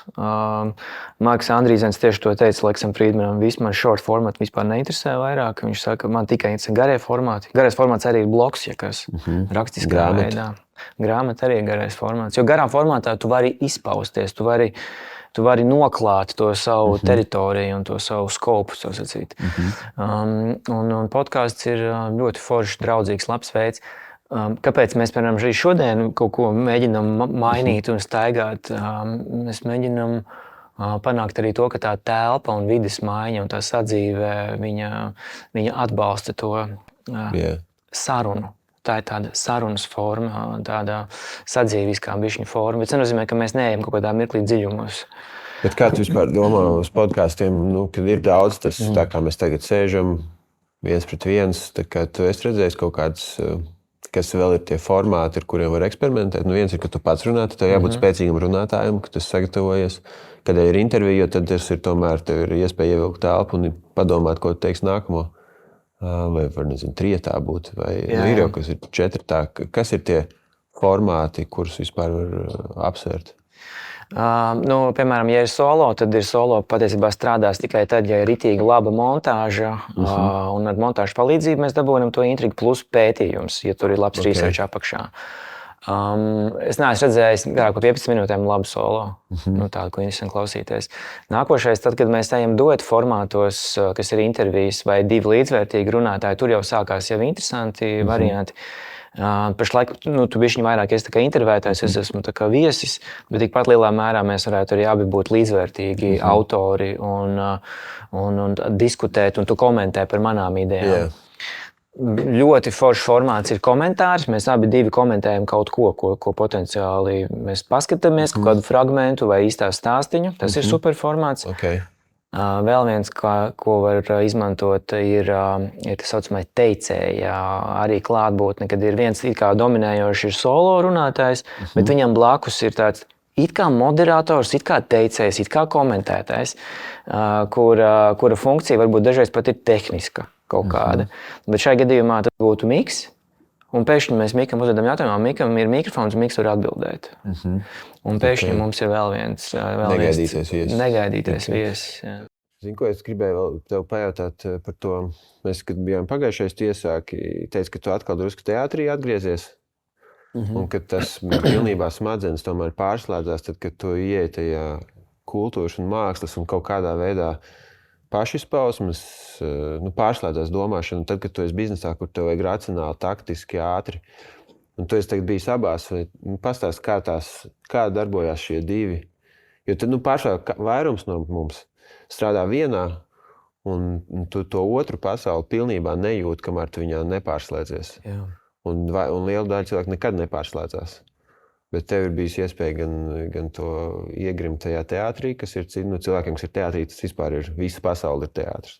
Un tiem, kas ir biznesā, viņi optimizē pavisam uz citām lietām un nesaprotas, kādēļ tur tērēt neracionālu laiku, kaut ko tur. Nē, piemēram, es vakar arī biju uz izrādi. Tā sajūta ir vienkārši, ka tev ir citas smadzenes, vienkārši skatoties izrādi. Jo, labi, es arī neskatos izrādi vienkārši kā izrādi. Ja man nav interesanti, tad es atrodu vienmēr, ko izanalizēt un ko darīt savādāk. Un kur viņiem tur tāda butaforija un kur tādas gaismas ir un tāda mūzika. Visu laiku to tā kā analizē tā ļoti profesionāli. Bet es pilnībā pievienojos tev, ka tur, tie neironi, tur, kur tu viņus sūti, tā viņi arī tev tur veidojās tajā galvā. Un, ja, piemēram, man bija pēdējā pirmizrāde pirms 3 gadiem, tad es to patiesībā diezgan jūtu, kā tas teātra domāšanas veids un tas vispār veids, kā meklēt materiālus un kā radīt kaut ko galvā, ir bišķiņ tā kā jau tādiem puteklīšiem nedaudz, un tad es saprotu, ka, lai es viņus tā kā notušētu nost, man ir jāiet kaut vai elementāru izrādēm, skatīties izrādes un runāt ar kaut kādiem saviem kolēģiem no teātra pasaules. Bet galvenais vienkārši, ko es esmu sapratis, ka nekas nav pazudis. Pa tiem 3 gadiem tie paši principi, kā meklēt materiālu, kas ir tie galvenie atslēgas punkti, viņi nav mainījušies. Patiesībā pat foršāki tie problēmas statementi, kas man jāatrisina, ir izveidojušies, ir tāda laba forša distance. Bet tāpat laikā jāatcerās, kad ir vakar Dzinters Dreibergs ļoti foršu lietu pateica, ka radošiem cilvēkiem visu laiku ir jābūt tajā aktīvajā radīšanas procesā, lai tu visu laiku to realizēto produktu redzi, novēro, jo viņš tev dod atgrieznisko saiti. Viņš tev stāsta, tas realizētais produkts, kas ir pareizi, ko vajag darīt tālāk un ko vajag mainīt. Savādā galvā tu nevari visu laiku to uzturēt. Kāds to piedzīvo teātrī, kur tomēr tas process ir lēnāks? Tā, un kino vispār ir viena filma 5 gados. Jo, man liekas, tomēr tu vienu lietu, tu domā par mākslu vai domā par mūziku vai par biznesu. Pat, kad tev beidzās darbs, tu zemapziņā to visu laiku analizē visu, ko tu redzi. Piemēram, tagad domā vārdu savam uzņēmumam. Tu viņi domā intensīvu stundu, bet tu īstenībā braucot, jebkuru vārdu izlasot, tu zemapziņā viņu filtrē. Un, tu jau nevari vienlaicīgi domāt par biznesu, un kādu tavam uzņēmumam būs nosaukums, vienlaicīgi domāt, kāds būs tur mizanscēnas man teātrī. Tur ir jāizslēdz viens un jāļauj otram plūst, vai ne? Jā, jo tas ir dažādas slūžas. Jā. Tas nedaudz laika arī plānošanas lietas. Šodien es domāju par izrādi, es nedomāju par biznesu, es mēģinu nofokusēties. Vismaz vajag tās 4-5 stundas, kad tu esi koncentrācijā, lai kaut kas sāk veidoties. Arī tas ir no radošuma atvēršanas viens no tādiem paņēmieniem. Tev ir jābūt 4 stundas fokusā, nenormālā fokusā uz vienu uzdevumu, un pēc tam ej mazgāt traukus. Ar domu, ka repetitīvā nedomāšanas fāzē, lai zemapziņa tev pati izmet ārā. Jā, tas ir, jo mums kaut kur šito lasījumu esmu paņēmis jau daudz gadus tādu formulu nosacīt, kā radīt jaunas idejas. Un tur bija tie soļi tādi, ka tu sākumā uzņem jāmateriālu ļoti daudz. Tas raw material vienkārši uzsūc, lasa grāmatas, klausies visu par to tēmu.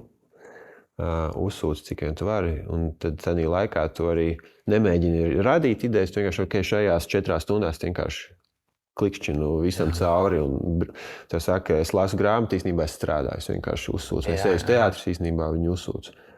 Tad otrais posms ir, es viņu gremoju un apstrādāju, un mēģinu skatīties, saprast, kas ar ko iet kopā, kas ne, un tas ir tas, ka tu vienkārši viņu mal cauri, un izprocesē, un tad, tā kā tu saki, tad tu paņem to pauzi, ej pastaigāties, paņem dienu, mazgāt traukus, un tad 4. posmā tu dabūni to aha momentu, kad tev saslēdzās tas intensīvais darbs, tas netiešā domāšana, un tad tev saslēdzās, un tad 5. tu viņu noslīpē, nopulē, saliec kopā. Bet tu arī tam procesam cauri? Kur man tas palīdz, ir ka tad, kad tu zini, šobrīd es vienkārši varu veltīt tās stundas un uzsūkt materiālu. Nav uzreiz sajūt bāc, man ir, kur tad un tad ir prezentācija, uzreiz jāsāk radīt. Tu sākumā ļauj sev uzsūkt, un ir tas iegrāmatots laiks vienkārši ievākt, tad viņu gremot, un tad tu vari aiziet tā, kā sāk nomazgāt traukus. Aizēja pasportot. Kaut ko tas nav vienā dienā, bet ka tajā projektā tu nevari ar tādu intensitāti vienkārši izspiest visu cauri bez tā gatavošanās procesa, man liekas. Man liekas, tas ir labs attaisnojums, kāpēc ir jābūt mājās vai dzīvoklī vai biroja grāmatām. Jo man ir cilvēki, kas saka, ja tu nelasi tās grāmatas, ved viņus uz krātuvi kaut kur citur, lai brīvu vietu mājās. Bet man tieši vajag to, kad tu esi tajā procesā, ka tu vari piet pie tā plaukta un pēkšņi paņemt kaut kādu par koka izgriezumiem, kaut kādu tur grāmatu atvērt vaļā, un tev tieši saslēgsies tā vidē ar to, ko tu redzēsi. Vienkārši redzēt, tev tas monoklu arī ir žurnāliņš, un viss šis te pa ceļam lietiņas, kuras nejaušības, nejaušības, viņas tev uzreiz arī aizvedīs pie tā īstā. tās nejaušības ir liela daļa, un tas ar to mākslīgā intelekta laikā būs interesanti. Man liekas, to nejaušību loma palielināsies, jo tas tev padarīs atšķirīgu, jo viņš nevar tik, tā neparedzamība, nejaušības ir tas, ko nevar ieprogrammēt, vai daudz grūtāk. Kā tev liekas, mūsu šitajā formātā, ka mēs tagad izgājam cauri, mums kaut kas vēl pietrūkst? Ja mēs tagad analizētu šo podcastu no tāda scenārija viedokļa, ko mums vajadzētu noslēgt, vai... Mums vajadzētu kaut kādu loģisku, mums vajag iemeslu, kāpēc mēs ejam kaut kur. Noslēdzam, nobeidzam, ja? Jā, ja piemēram, tu jūti, ka mums ir pēdējais bloks, tagad tuvojās, mums vajag... Varbūt mums jānoslēdz tur, tā kā beigās, tā kā tās, kas ir tas, nezinu, gala skatuve, ja? Viņš būs bišķi mākslīgi, ja mēs tagad aizējam tur. Jā. Jo šitā vieta ir tā kā tāds... Galvenais meat and bones. Tas ir tā, ka skatītājs būtu, tagad viņi ir beidzot tur atnākuši un parunāsies. Jā, okay. Ja, piemēram, mums pēc šitās te sarunas mēs atrodam kaut kādu iemeslu, kāpēc mums būtu jāiet tur vai kaut kur citur, teiksim, uztaisīt kopsavilkumu, tad tas būtu izcili. Mēs filmēsim nākamo, kur viesis nezinās to, ko mēs ar tevi izgājam cauri. Jā. Būs man jāspēj viņš izvest cauri tā, lai viņš nejūtās, ka viņu kaut kur bīda, un tas nav tāds apzināts šāks, lai tas ir dabīgs. Un tas vienmēr tas nobeigums, vispār podkāstiem viņš bieži vien beidzās tā vienkārši tā, paldies, bija baigi interesanti, tad pietiek, kad jūtas, ka cilvēks sagurs. Un kā pabeigt spēcīgi vispār sarunu vai podkāstu vai izrādi. Atziņa vai kaut kas, jā. Parasti ir kopsvilkums atziņa. Tas būtu tas ideālais variants, bet pēc tam ir ļoti svarīgs tas posms, ir tas atvadīšanās posms, tas saucamā atvadīšanās rituāli, ko podkāstos bieži vien ignorē. Pastāsti par to. Tas ir atvadīšanās rituāls, ir nepieciešama epizode, kurā mēs veidojam attiecības ar saviem klausītājiem, attiecību būvēšanu. Nevis ar viesi, bet ar klausītājiem. Ar klausītājiem. Un kaut vai elementāri, tagad, ja mums būtu ciemiņi un mēs no viņiem atvadamies, mums tagad viņi ir koridorī un velk apavus, parasti, ko mēs darām, mēs tā kā smaidam. Nevis tāpēc, ka viņi iet projām, bet tāpēc, ka mēs tā parasti darām, jo mēs gribam radīt pozitīvas emocijas. Kaut kāda maza dāvaniņa ir kaut kas, tur mamma tur ir zupu burciņā dod vai tur folijā keks. Kur mēs satiekamies nākošais tur līdz trešdienai vai tiekamies teātrī vai sazvanamies. Vienmēr tā ir, vai ne? Mēs sarunājam nākošo pitstopu. Un hugs and kisses, visi pozitīvi un super jauki. Kāpēc tas ir vajadzīgs? Visās pasaules sabiedrībās visi to dara vienādi ar domu, ka es gribu atstāt labu, draudzīgu sajūtu par sevi, jo es negribu palikt izstumts ārā no savu traibu.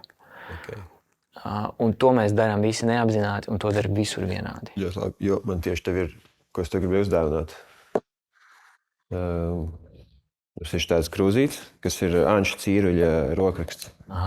No viņa plakātiem mēs taisījām tos burtus, ko viņš kādreiz zīmēja roku. Mēs uztaisījām fontu, un tad mums ir tas krūzīts, kur viesturs. Un to es gribēju uzdāvināt tev. Paldies, kā paldies par to, ka tu atnāci. Un tas tāds maziņš, un to dodot, es tev gribēju varbūt uztaisīt to kopsavilkumu. Kas ir tās lietas, kas man, tie angliski saucās takeaways, kad man liekas ļoti forši ir redzēt tos piemērus, kad var apvienot radošo to mākslas pasauli ar uzņēmējdarbību. Jo dizains, ko mēs darām, savā ziņā ir ļoti visu laiku uz tām divām pasaulēm spēlē. Ļoti daudz dizaineru radoši īstenībā gribētu varbūt būt mākslinieki, vienkārši viņi nav spējuši, tā kā teicu, jūs gribējāt ar Reinsu Hānovu būvēt teātri, saprat, ka uz papīra tur nesanāk matemātika un saprat, ka tu gribētu varbūt zīmēt vai dizainu taisīt vai ilustrēt, bet tev nesanāk tā matemātika un tad tu strādā priekš uzņēmumiem, bet īstenībā uzņēmējdarbība neinteresē. Bet dizains savā tādā patiesajā būtībā viņš ir funkcionāls amats, kura uzdevums ir kalpot biznesa videi un kaut kādu uzdevumu izpildīt. Vienalga, vai tas ir organizācijām vai biznesam, bet ka tur ir kaut kāds tas utility, ka viņš nav vienkārši pašizpausme. Bet īpašā laikā dzīves ir daudz mākslinieku, tomēr ir ar kaut kādu vēlmi kaut ko pašizteikties, kaut kā to kaut ko darīt. Un tad redzot to, ka tu esi apvienojis gan vienu, gan otru, tas tā ir iedrošinoši, kad var. Un ka to vajag darīt nevis vienlaicīgi, bet sezonās. Jo, ja to darītu vienlaicīgi, tad droši vien neviens būtu labs, ne otrs, bet tu izdarīji to teātra posmu, tad izveidoji uzņēmumu, un tad tu vari skatīties, kā tālāk varbūt atrast vēl trešo, kur viņi vēl vairāk satiekās. Tas man bija tāds foršs iedrošinājums. Un tas challenge, man liekas, kas ir tagad, ja skatos priekšu, kā to visu iznest ārpus Latvijas. Kur mēs esam, tik cik mēs esam, drusku zem 2 miljoniem vispār pasaulē. Ja? Un it sevišķi tur runā par runāšanu latviski. Un tad ir principi, kas nav latviski, kas ir vienkārši cilvēcīgi. Ja? Kā mēs, vai mēs stāvam, vai mēs sēžam, vai ar kādu tonu mēs runājam, un kā tos principus var iznest ārā tagad eksportā. Tad nākušies solis, jā, uz... Tas vispār, es domāju, arī tavā gadījumā, vai ne? Ko mēs nepieskārāmies, bet arī tev ir, tu domā par to, kā savas zināšanas padarīt starptautiski saprotams un pieejams. Un ko var un ko nevar eksportēt. Arī par šo podcastu mēs domājam latviski, angliski. Mums ir vēsturiski tādēļ joprojām covers ir angliski, jo mums bija sākumā viss subtitri, viss bija angliski, lai palīdzētu uzņēmējiem no šejienes, tomēr, ka viņiem ir kaut kāds saturs, kuru var klausīties un skatīties angliski, audio nevar patreiz. Un tas ir tāds challenge, kas ir, kur cerams izdosies kaut kādā veidā atrisināt.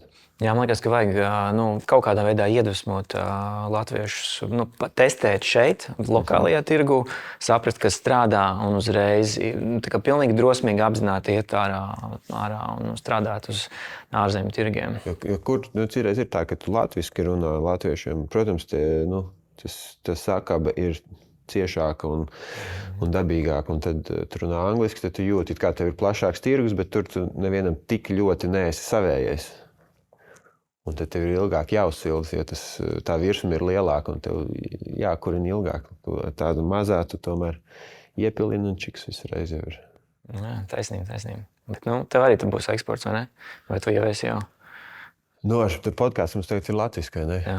Bet kā viņu padarīt? Mums ir viesi, kas ir no Lietuvas bijuši, kas ir no Somijas, kur mēs runājam angliski. Bet ar latviešiem tas vēl tāds vienmēr mums bija ar Gunita Lanku. Viņi māca angļu valodu. Viņi teica, tu gribi angliski vai latviski, un es nebiju sagatavojies. Un tas man lika domāt, ka mēs jau varam runāt angliski, bet jā, tas ir vēl, tur vēl jādomā. Tas ir interesanti, kā to tagad nākamajās reizēs iedzīvināt. Jā. Jo tas risks ir tāds, ka tev pašam liksies, ka 4 reizes jau izgājis tam maršrutam, man jau ko vēl, bet katram viesim būs tomēr unikāla tā pieredze. Yeah. Un tikai tev jānotic, kad viņam inčīgi. Tas varētu būt, kad ir kaut kāds, tā kā teici, tā ir tā skatu, ka ir kaut kāds ievads kaut kur, tad ir tā galvenā daļa, un tad jāizdomā, kādēļ no turienes izkustēties. Vajag iemeslu. Piemēram, ļoti labs iemesls tev ir tas televizors. Jūs vienkārši sēžat šeit, pēc kaut kādām 10 minūtēm saka, Klaus, tev grib parādīt kaut ko. Ok, tad filmē gan to ekrānu, Jā. Un tad ir tev tēja beigusies, ejam uz tēju, Miks tev sekos. Ļoti laba lokācija ir tā tējas vai kafijas krūze. Ļoti labi, ka tu starp citu mazu krūzīti man iedeva. Viņa ātri paliek tuša. Un tad ir iemesls izkustēties. Iemesls iet atkal lejā. Okay. Un tur būs cita kaut kāda maza epizodīta. Jo tev ir ļoti foršas, kaut vai pie tā Mac vecā datoriņa pēkšņi kaut kādā mistiskā veidā tur nonākt. Un kādreiz Mikam būs arī labs. Man šķiet, ka mūsdienās uzņēmējdarbība ir tas audekls, uz kura tu vari ļoti radoši izpausties. Protams, tas ir cita pasaule, joprojām nekā teātris, kur tu ieej pilnīgi tādā, ka tev materiālā pasaule neinteresē. Bet, ja kādreiz bija tur lielie mākslinieki, ja Romā apgleznoja tur katedrāles un freskas un tēlniecība, tas viss. Tad tagad tas uzņēmējdarbība ir tas, kā tu vari, tev ir ideja, ja tu gribi viens strādāt, tu gribi strādāt klātienē, online ar lielu komandu, darīt to vai to vai to, tev ir, tās iespējas ir tagad tādas, ka tu vari vienkārši izdomā. Tik dīvaini biznesi visādi ir, un kā cilvēki spēja pelnīt, tas ir fenomenāli. Tas nav tā, ka tev ir veikals, kur tu šuj zeķus un tirgo zeķus, tev ir ļoti neiespējami visādi dīvaini. Bet, tas uzņēmējdarbības gēns, tas bišķiņ tur ir vajadzīgs.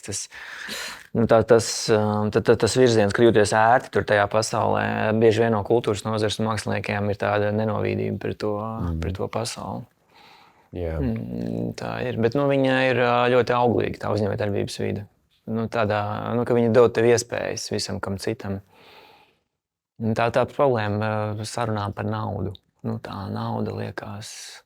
Tev jāsaka, ka tāda meistarklase nevis runas skola, bet runa par naudu. Kā vispār salāst to. Jo tu mierīgi par to, jo tev ir kredibilitāte gan uz skatuves ar cilvēkiem, kas ir teātrī, kas uz mums neatiecās. Un tev ir kredibilitāte arī biznesa vidē. Un tad kā runāt par naudu, tas mums latviešiem, man liekas, vēl ir. Grūti. Ļoti smaga tēma. Forši, paldies tev. Paldies, ka uzaicinājāt. Tā bija ļoti laba podkāsta. Kas ir meistarklase darbnīca. Ceļojums mazais, jā. Paldies, ka klausījies.